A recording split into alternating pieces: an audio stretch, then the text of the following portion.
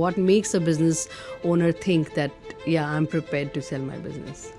There are many reasons why you might want to sell a business. A lot of times when a business is not doing well, you might say, I can't do this anymore, I want to sell it.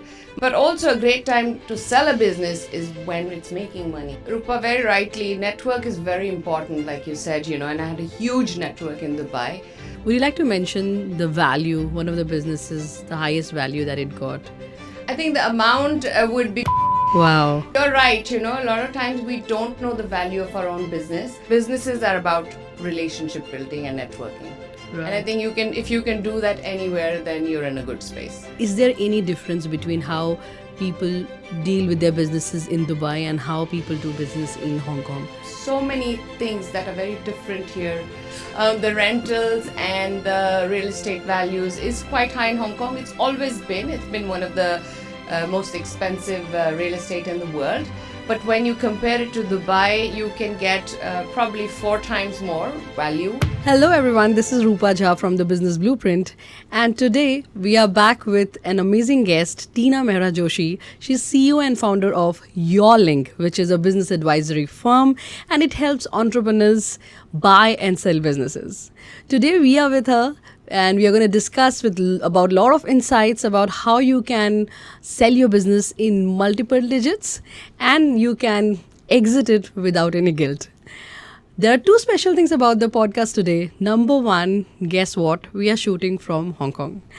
And number 2, Tina has recently moved from Dubai to Hong Kong, so she will also give us a very wide perspective of how businesses are done in Dubai and Hong Kong, what's the difference, and how you can move your business from Dubai to Hong Kong or Hong Kong to Dubai. Let's dive in with an interview with this amazing lady, Mehra Joshi. Hi Rupa, thank you for having me. It's really nice to have some of that Dubai sunshine here in Hong Kong. I really miss that a lot. So I'm so happy to be on your podcast and share old stories and new plans. Wonderful. So Tina, I'll directly dive into, tell our audience a little bit about what TopLink is, what you do in TopLink, and what made you come from Dubai to Hong Kong. Business advisory for the Middle East. The name is Your Link because I am essentially a connector, much like you. I love connecting people and businesses. So Your Link came about when I was trying to sell my own events business that I ran for 15 years in Dubai. Wow. And I managed to sell my businesses. And then I realized that there was a real niche in the market for smaller businesses, somebody to handhold them during the buying and selling process. Right. Yeah, because all these mergers and acquisitions, for an SME, it sounds like big words handled by big firms. But yes, before we get into how this buying, selling of businesses happen, I would first like to know that 15 years running an event business, and I'm sure we get attached to our businesses, we get attached to our clients, our concepts, and after that selling it off. So how a person should prepare mindset wise and on the books, what we need to be prepared before we sell? I think that's a brilliant question, Rupa, because that's as small. Right. So I think we really as women must have that mindset. And of course, it's very important that we keep good books of accounts, 3 years of audited accounts, so that when somebody comes in, they know that all the books are clean, the business kind of can run on itself, and the business is not just about you. Okay, so what I conclude from it, that automating the business is important. Obviously, books, having the clean books, having all the records of your accounts, your ledgers, your assets. But when it comes to that the business is running on its own, so I would just like to dive into this statement.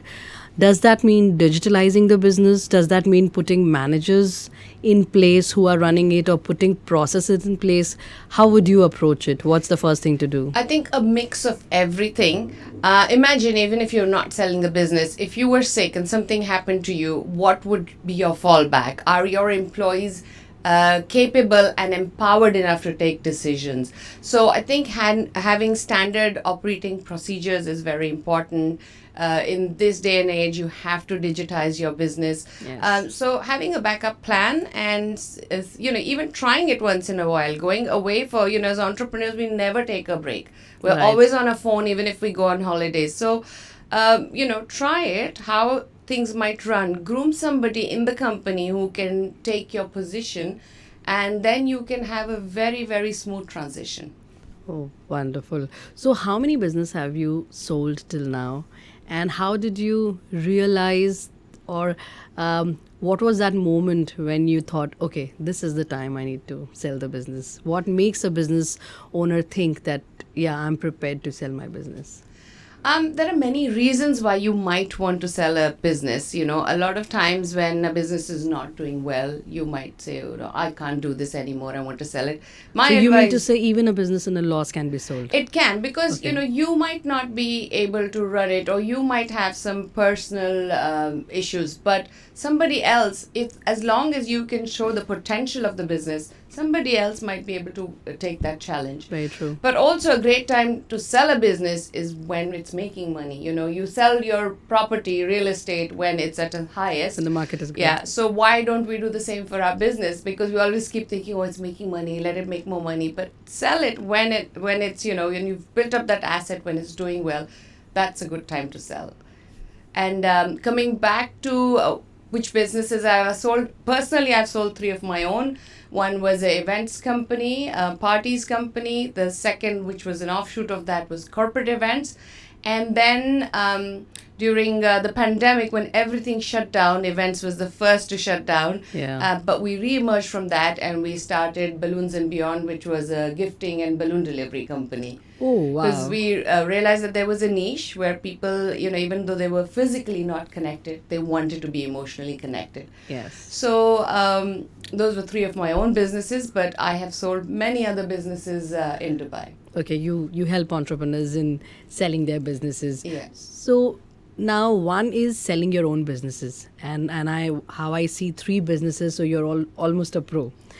And when you got into the business of helping other entrepreneurs sell their businesses, now here I really want to know, what was the challenge that you faced with other entrepreneurs?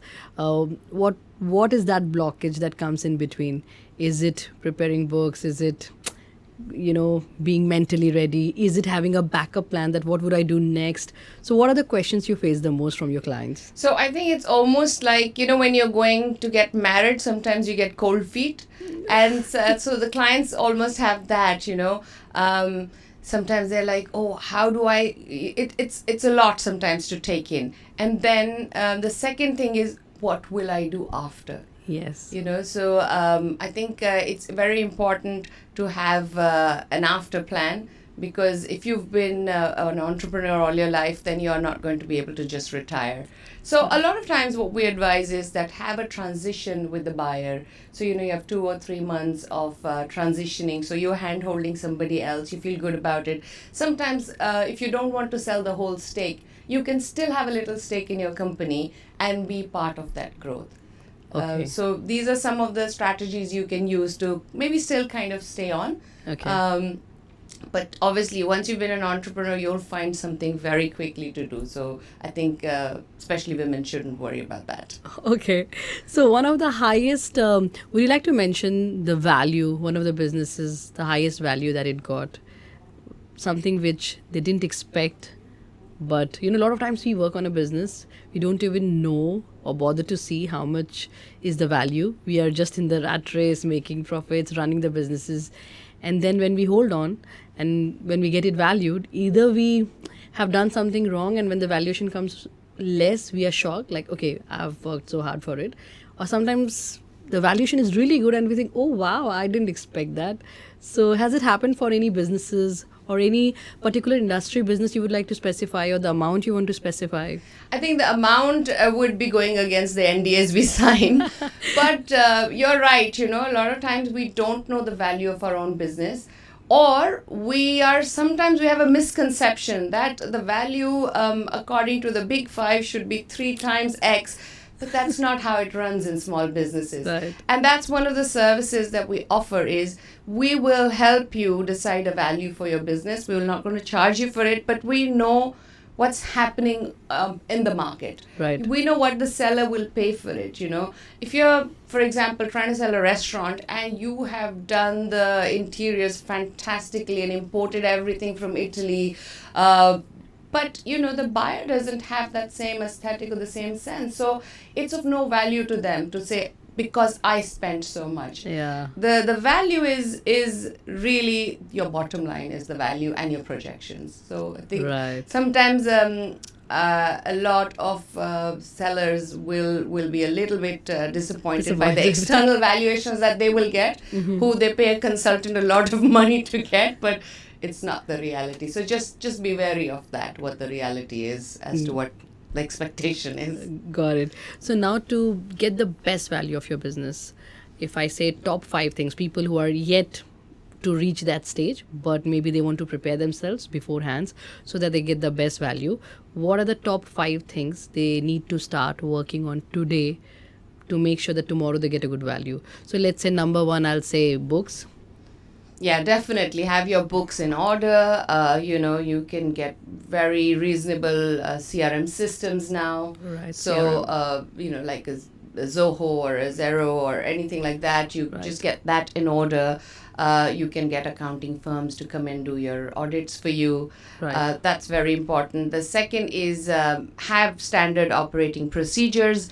Actually put them down on a piece of paper, in a file, have it all with you. You know, your employees need to know what the standard procedure is. Talking of employees, very important for a business, because a business is not just you know, bricks and mortars. It's also the Right. people that work for you. They make your business.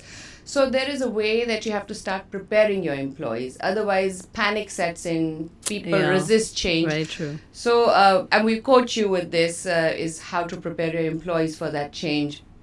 The second is preparing yourself for the change, how to start distancing yourself a little by little, so that it's not very abrupt suddenly. And the fifth is to be really passionate about what you do, so that when you're putting yourself out there to investors or sellers, you can tell them why you do this and what is the potential of it. Because Right. people are wanting to see the potential. Anywhere anybody's going to invest money, it's going to see it's what they can get in return. So it's very important that you write down or plan the potential of your business and are able to convince the buyers of that. That's a great insight. So, from your answers, speaking about change, I really want to know from Dubai to Hong Kong, how was this transition? How did this happen? Oh, and how well you adjusted to it, or are you still adjusting? Any perks or disadvantages? What you see in your routine now? I think change is always important for your own growth. Right. Whether we like it or not is Or a not. different question. But to grow as an individual, or even for a business, you know, you have to learn to manage change. That's the only way you will grow. Dubai to Hong Kong was quite sudden, happened very quickly. So I didn't get too much time to think about it, which was great because I'm more action oriented. So I got here and I said, okay, what can I do? And I got into a few things. Here I started my networking. And I also thought to myself, what do I love the most? And what are my unique qualities? And honestly, even though I live in Hong Kong, I love Dubai the most. I lived there for 18 years. So I We all love decided, Dubai. yeah, exactly. So I decided to become a brand ambassador for Dubai and Hong Kong. Wow, that's so- a good thing.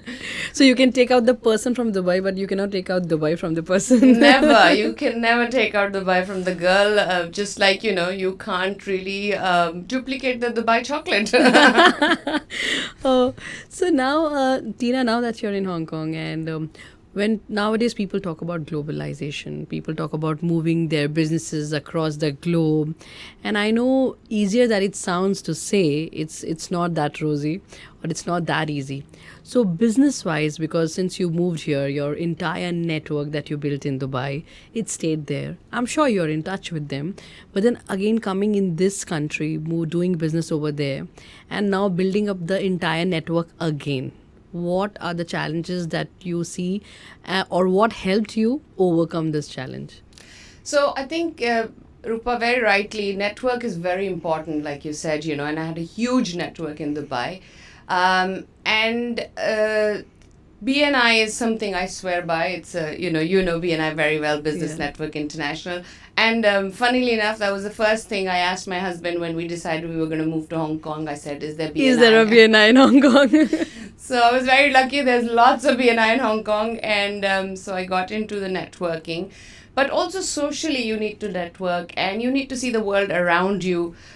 So I also started volunteering with a charity called Wow. Hanuman Charity in Dubai, in Hong Kong, and you can see Dubai is just on my mind all the Yeah. time. And so I started working with Hanuman Charity in Hong Kong, and it opened my eyes to so many things that are very different here, and so many people that we can help. The opportunity to do service, and I thought that was one of the great things that I could learn from this country. Got it. Yeah, sometimes in Dubai bling, when there is bling, you can't see a lot of stuffs. What goes beneath, yes. Yeah, so here you can use. So you started touch basing with the reality or with the bottom so that you can know this country well. That's amazing. Then you tapped into the network, which you were a part of in Dubai, and you found out that network here. So obviously the credibility comes in. And but the third thing which I want to talk about is what was the behavioral or culture shock that you got, and how did you overcome that? Or is there any difference between how people deal with their businesses in Dubai and how people do business in Hong Kong? Did you find any difference?